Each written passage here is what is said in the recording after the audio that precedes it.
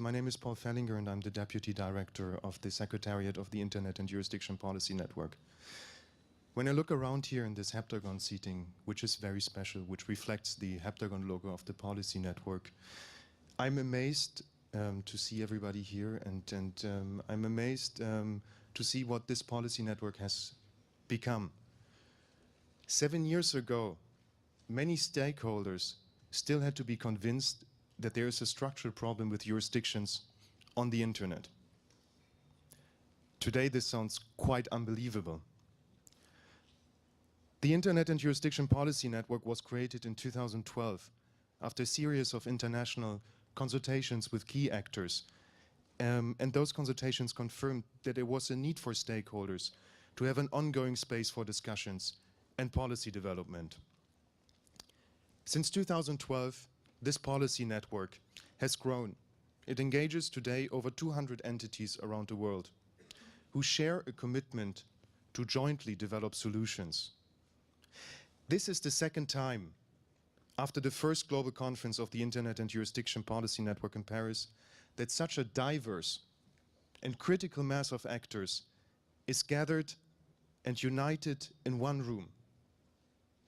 We have 3 days to progress. This is a precious opportunity. Let's make it count. When we leave Ottawa, we need to have a clear roadmap with a clear work plans for how to progress together in this policy network. We don't have to reiterate how wrong things can go. We all know that. These problems will not magically go away. Neither will the solutions magically appear. Those are unprecedented challenges, and the stakes are high. The responsibility to find solutions is bestowed upon our generation. We will be measured by history on how we collectively address them. We all know that the decisions and the actions that are taken now or not taken will have a long-lasting impact on future generations to come. Let us not pretend that it is easy, because easy it is not. Even Vince Cerf wrote last Wednesday in the Financial Times that our work here in Ottawa is more difficult than inventing the internet itself. Nobody, not even in this room, has the silver bullet. What we know is that solutions have to be as transnational as the internet itself to scale and adapt to this fast-changing ecology. You in this room, you are gathered here today to advance and to figure out what path we want to go down together and collectively. Can we continue doing nothing, waiting for things to solve themselves on their own? Clearly not. The cost of inaction has already been dire. It empowers those who subvert this amazing creation of mankind to do harm and to exploit social fractions. But can we continue to just frantically take patching actions under the pressure of urgency without properly considering the consequences? Clearly not either. Short-term fixes for these fundamental issues produce a legal arms race, and this is detrimental to all, even for those who initially triggered those in the first place. And this is a difficult situation. This is a difficult time.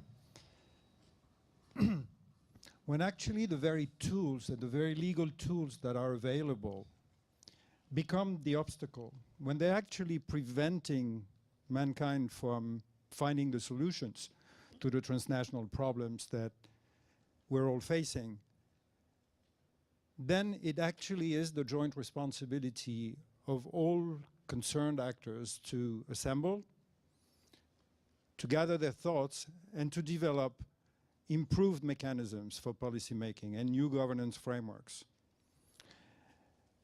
I think nobody is better placed than the people in this room to understand and to feel the frustrations and the limitations that are attached to the status quo. As I said in the very introduction, you are striving but also struggling many times to find the solutions to the problems you're confronted with. And of course, a compounding factor is that there is mistrust between the actors.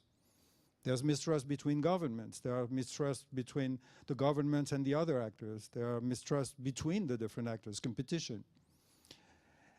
And no solution will be found without basically overcoming this mistrust. And this is precisely what this is intending to do, building the relationship, allowing all of the actors to overcome this fundamental mistrust and work towards a common purpose. The good thing, I must say, is that the intersessional work that has been done between Paris and Ottawa in the different contact groups that have been set up is actually very encouraging, because it shows a remarkable degree of commitment by the people who participated. More than 60 people have worked through many months in virtual meetings with the help of the Secretariat and across time zones to actually produce the basis that is going to be used for this conference. And they're not perfect, and the policy option documents are not the final say on all those issues. But they are, at this stage, I think, a proper image and the best effort that the stakeholders have made to describe where the debate is and to help frame the discussions further. And actually, the way they discussed was very encouraging, and we hope that the spirit that was animating them will continue to feed this discussion. There's always a question, why are we here and what is it that we want to achieve? I want to highlight one thing. There are many reasons why we're here, but let me mention a few. There is a sense of powerlessness sometimes in front of the amplitude of the questions that we're facing. There is also a fear, let's be frank, that we might, in the end, kill the benefits of the internet by trying to fix it.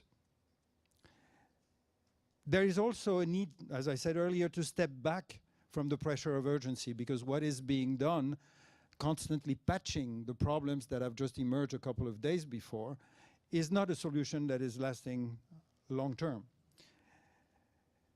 But fundamentally, there's one thing that I want to highlight. This is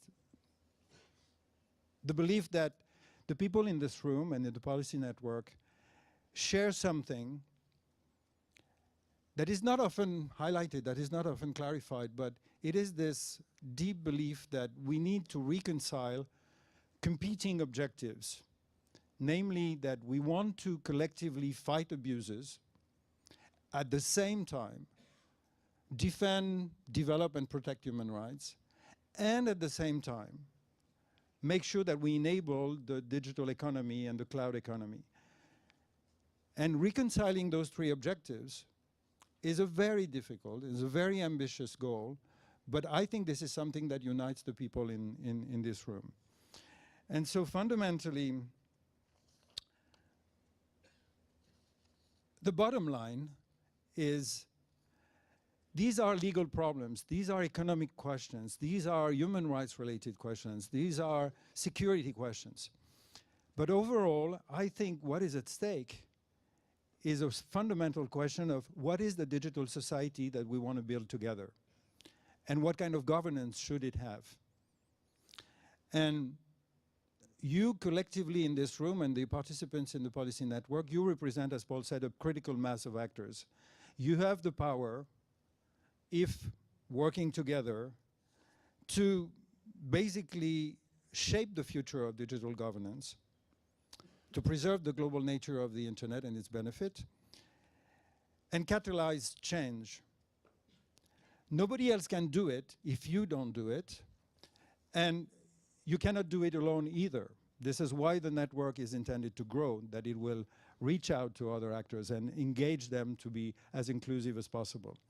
But this is a very important message regarding the capacity to actually address those issues and create the solutions that we need. And I would like to add to this that after a long period of not addressing these issues, things have recently accelerated. 1.5 years after the first global conference of the Internet and Jurisdiction Policy Network, we all here in this room are now witnessing an increasing spread and proliferation of public and private initiatives in many parts of the world. And many of you here in the room are actually leading them. This is a priori a very positive signal. But we also need to collectively acknowledge that measures taken today under great pressure and urgency, and that those measures are also taken often, unfortunately, in an uncoordinated manner. To avoid illegal arms race and prevent losing the benefits of the cross-border internet, we need to take one step back. It is clear that we are now beyond problem framing. But what is now required are actually two things. It is one, policy coherence between the multiplicity of initiatives, between the policy silos of digital economy, human rights and security that Bertrand mentioned. And two, joint action. Joint action to develop the necessary frameworks that can deal with the transnational nature of the internet.